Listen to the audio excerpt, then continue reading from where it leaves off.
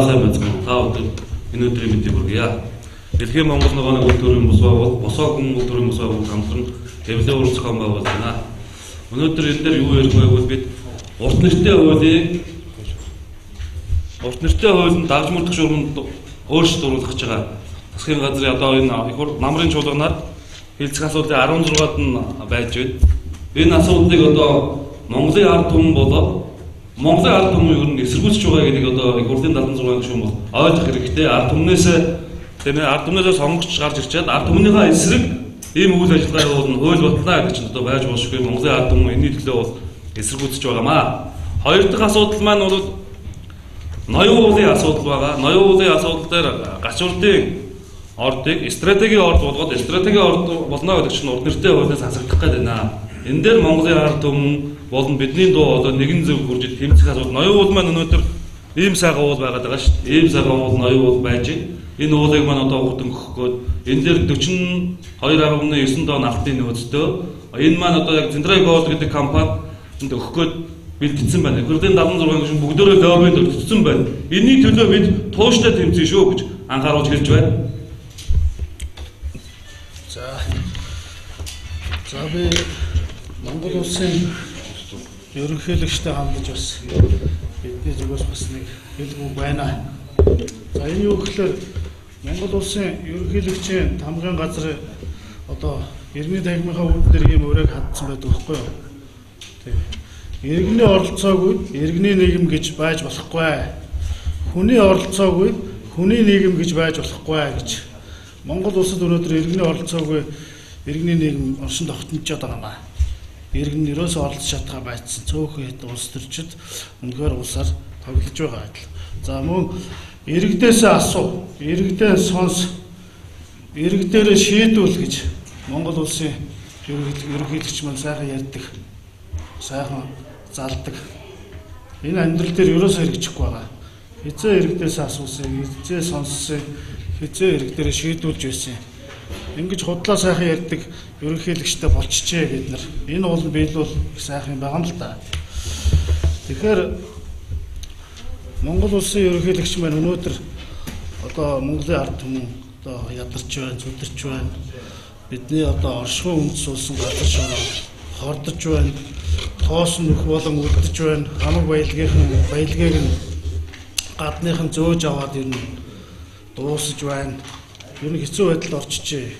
Ард иргэд нь ядуур туйлдаа ороод хэцүү байдалтай болчих. Тэгэхээр энэ захаагийн элбэг дорж гэдэг ерөнхийлөгч маань одоо өнөөдөр бидний эцэг болохгүй шүү дээ. Одоо энэ хүнийг одоо эцгээ болгох болио цөмөр одоо ийм эцэг бидэнд хэрэггүй ард түмнөө тий өсгөлөнд нэрвдүүлдэг.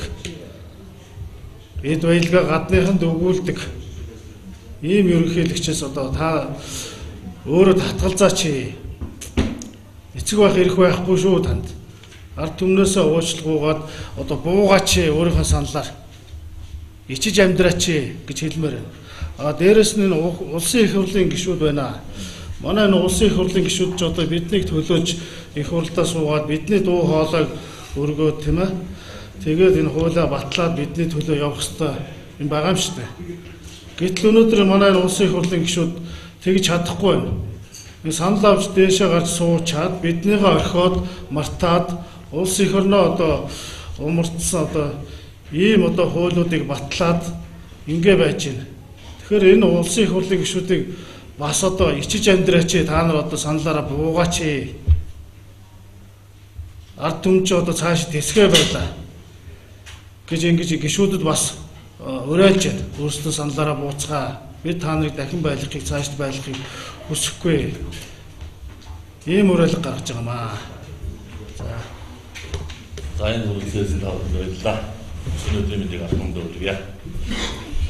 За бидний зүгээс өнөөдрийн бас нэг асуудал бол дэлхийн бус улс орнууд амьдрал давтсан тийм. Тэгээд давтсан нөхдөд дээр ямар хариуцлага тооцдог юм бэ гэж. Тэгсэн сүүлийн үед нь гадаадын улс орнууд авилга давтсан улс төрчд эрх мэдэлтэн дарга сэргнэрийг хогийн савнд жигдэг болсон байна тийм. Хогийн савны одоо дөөл дууддаг болчихсон. Тэгэхээр өнөөдрөөс эхлээд бид нар яг ийм арга барилаар Монгол улсаас өнөөдөр хичнээн зэрэг өмч авчирсан улсууд яагаад юм бэ? Тэр усуудыг өнөөдөр бид хогийн савнд ард түмтэйгээ нийлж хамтран чихэхээр болсон.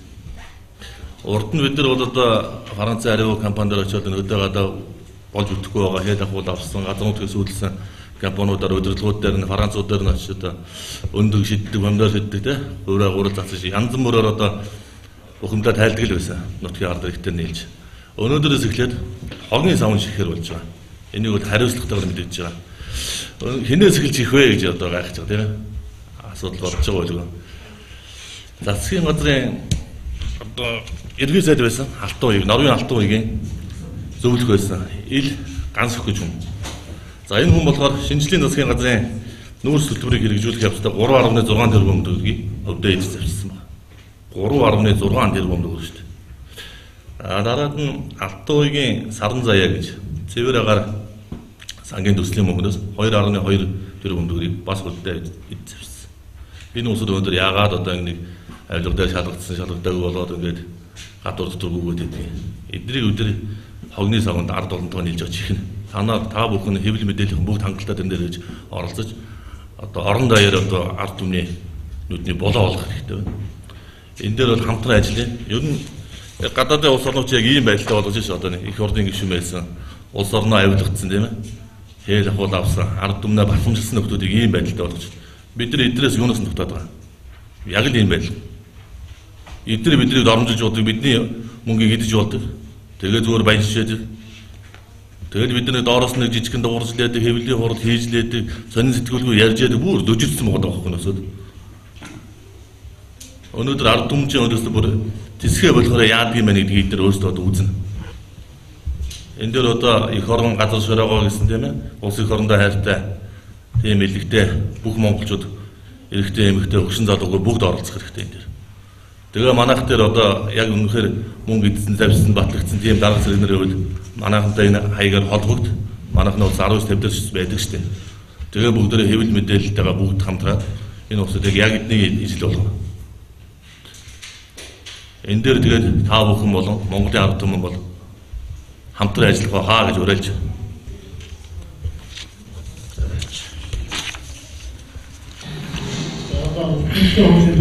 Мэдээс зүгээс жишээ. Манай ертөнцийн мөрөнд өндөр бас юу гэж боддог юм бэ? Монгол орныхоо гол горьхоо нуурус болог шантын статистикийг аваад үзийдээ жил тутам 2-3 мянгаар анч хорогдоод байна шүү дээ. Ер нь дэлхийн байгаль орчны өөрчлөлтөд дагааж гисэн Монгол орон хуур яшиж байна. Энэ нөхцөлд усны нөөц гэдэг одоо өөрөө алтнаас үнэтэй эрдэнэ болж хуурналдаа зөвхөн эдийн засгийн талаас нь бодвол нөгөө талаас нь байгаль орчноо гэдэг утга бол шин мандлын тогтолцоос талд нуран бүлэмтний ертөнц гэдэг олон юм бий л дээ.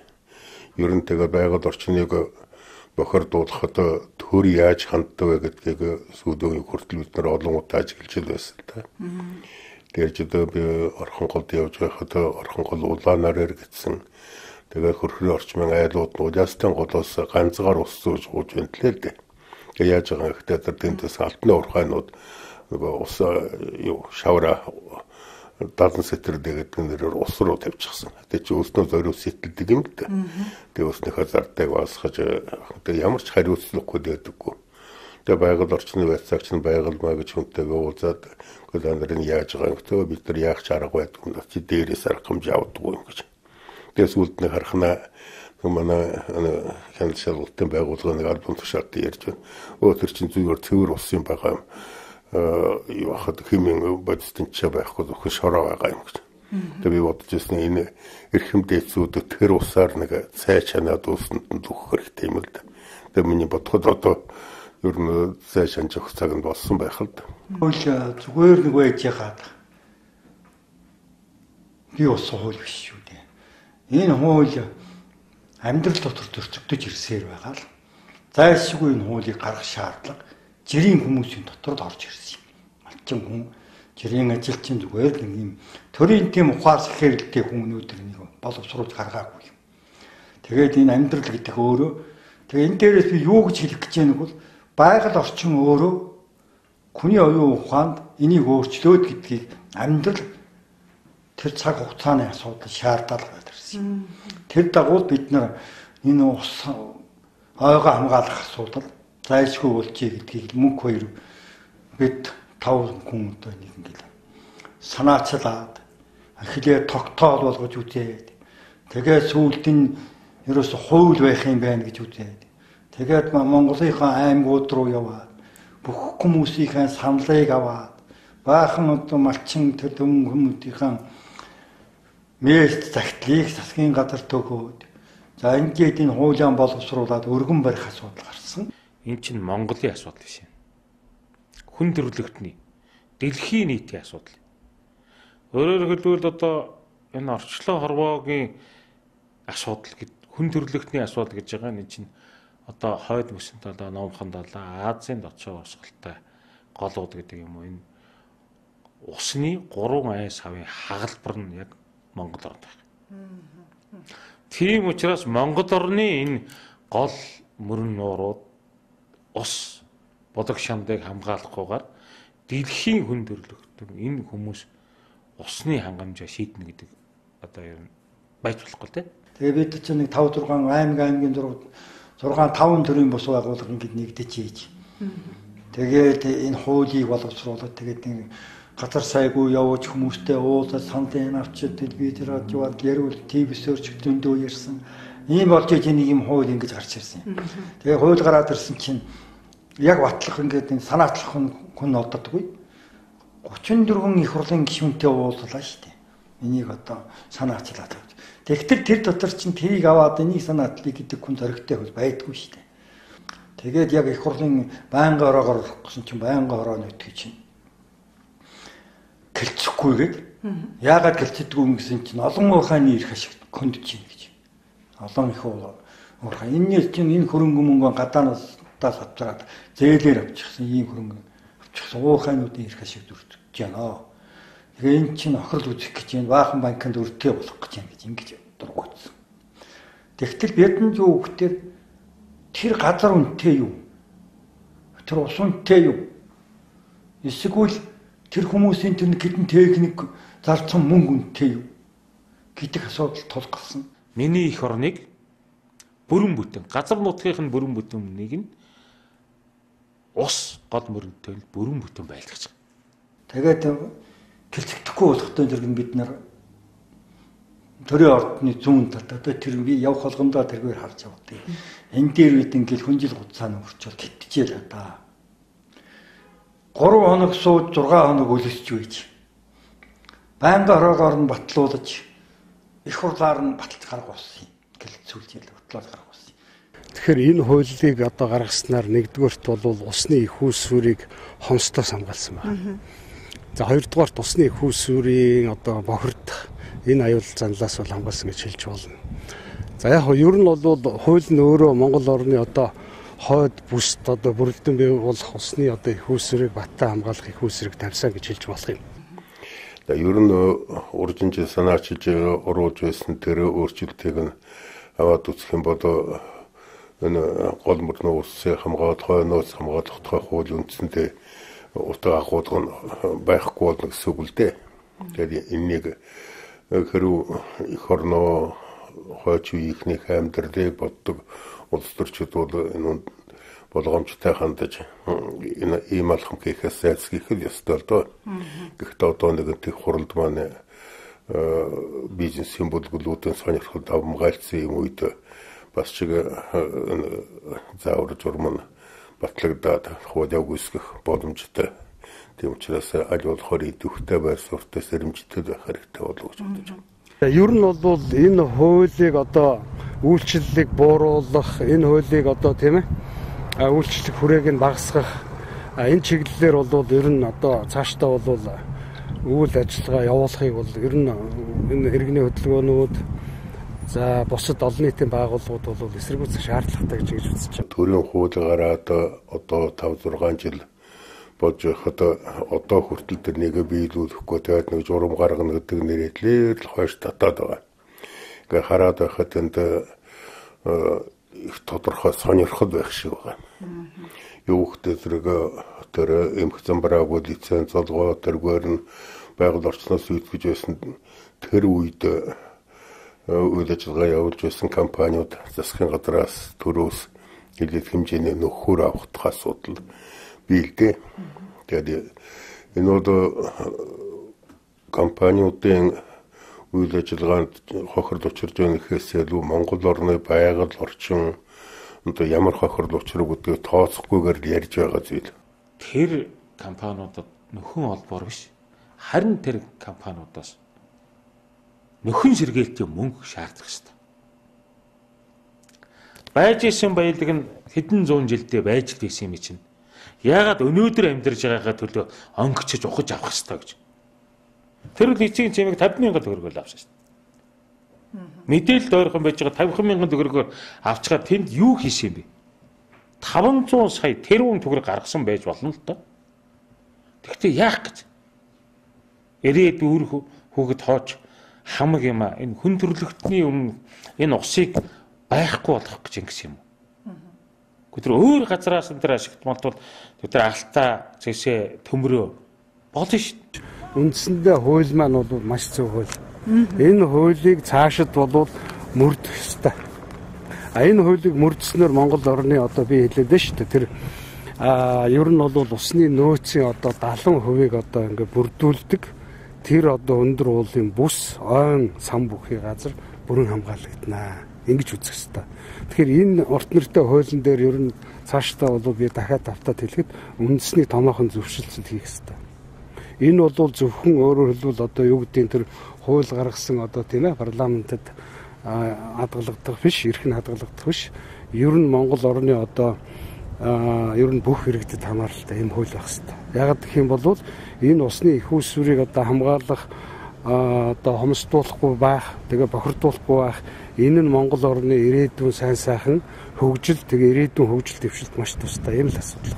Үүд уурхайг түшгэж хөгжинө гэдэг нь номлол нөгөө эдийн засгийн адуурчдын номлол доо. Одоо хүртэл хүмүүс ярьж байгаа Монголын эдийн засгийг үүд уурхай ширж явах үндсэн салбар бодлоо гэдэг. Үүд уурхайгаас удаад бид нар хямралд ороод байна шүү дээ. Үүд уурхайн зах зээлийн конъюнктурын савлгааг Монгол оронд таахгүй байна. Хэдэн жилийн өмнө $100 хүрж байсан нүүрсч одоо $30 болчиход $8,000 хүрж байсан 6,000-тай $10,800 хүрж байсан одоо 1,100-таар сууж байна шүү дээ. Ингээд ийм савлгаатай салбар л да. Ер нь тэгээ түүхэд үүд уурхай төшгөлнө гэдэг бол Монголын эдийн засгийг өөр боловсруулах технологитой гүрний эдийн засгийн хавсаргуулган, түүхийдээ хавсаргуулган л гэсэн үг шүү дээ. Энэ замаар бид нар яваад байгаа. Тэгээд түүхийдээ өснөө боловсруулах юм бол одоо гадаад гаргаж байгаа түүхийдээ боловсруулалт Монголын бүх ажил, хүч ажиллаа чиг хөрөхгүй юм шүү дээ. Тэгээд ингэж л өснөө үйлдвэрлэлийг хөгжүүлэх хэрэгтэй байх л та. Миний аим юу ч биш шүү дээ. Тийм биз? Чиний аим юу ч биш шүү дээ. Чи нэг мөчүүхэн л хүн. Чи тэгээд энэ Монгол улсын газар шороо нутаг усыг харийнханд өгчих юм уу? Энэгүй үгүй хийж байгаа чиний хүүхэд, чиний үр хүүхэд хоот үе юм бид яах гэж байгаа. Энийг бодохтойхоо тэргэл миний зүр гол харалтай шүү дээ. Асуух зүйл өнөө. Асуух зүйл нээлттэй сайхан хэдүүл ярилцчих. Цөөхөн үлдсэн минутанда. За тийм.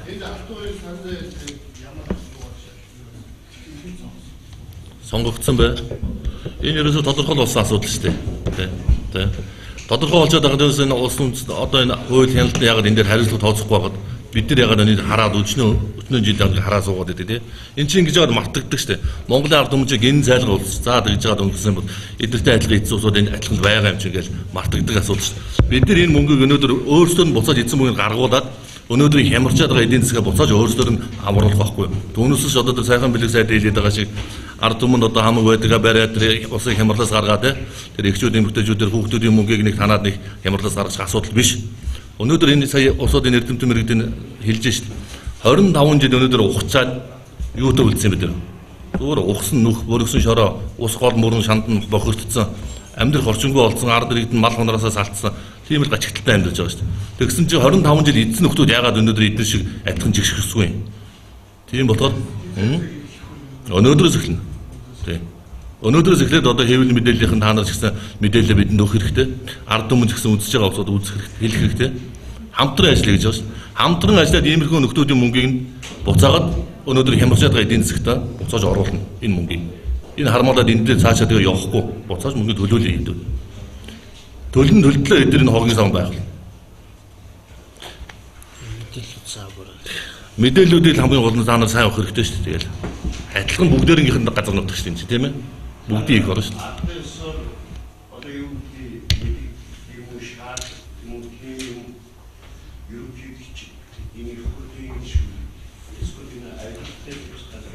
За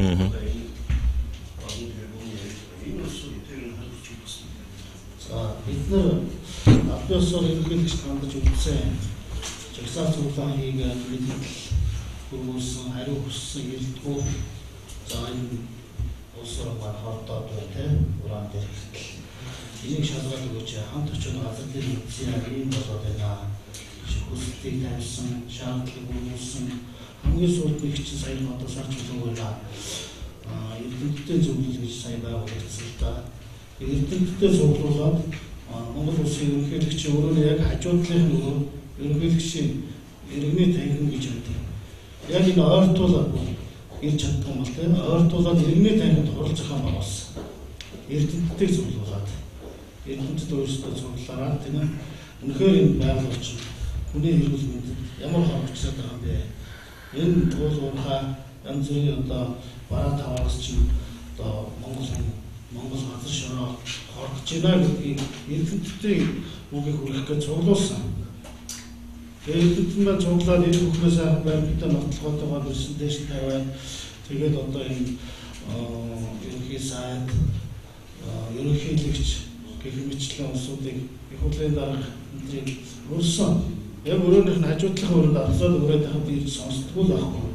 За бидний үгийг сонсохгүй болно гэж бодоод эрдэмтдийн үгийг сонсох гээд хажуугийнх нь өрөөнд очих сонсдгоо л тийм ерөнхийлөгчтэй тийм ерөнхий сайдтай ийм ард түмэн юм байна. Тэгэхээр ард түмнээ тоохгүй байгаа ийм улсууд бас бидэнд хэрэггүй бид бас тоохгүй шүү дээ. Ганцхан батаршилсэн үү? Тэр дээр бол ганцхан гамбат гэж бодож бас танилцсан гэсэн байгаа. Тэр бол дээр.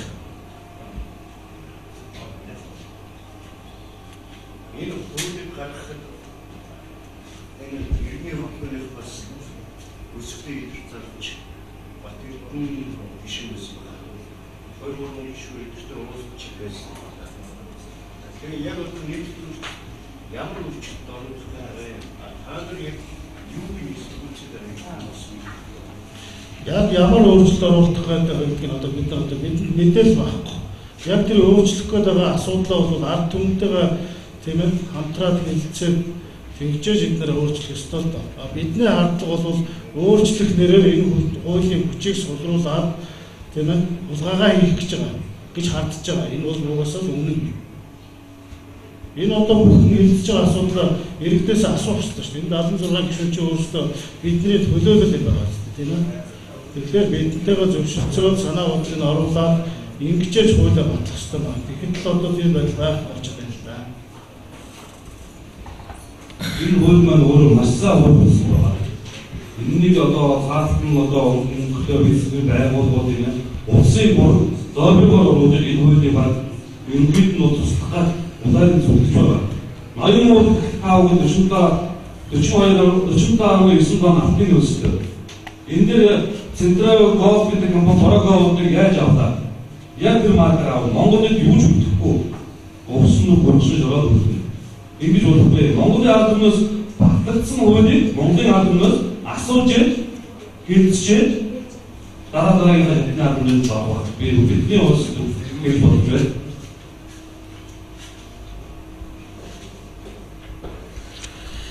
Хадаа асуух зүйл байхгүй хаа.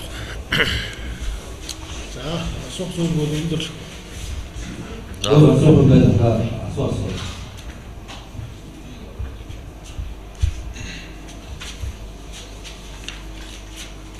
Хурцсан даа бүгд.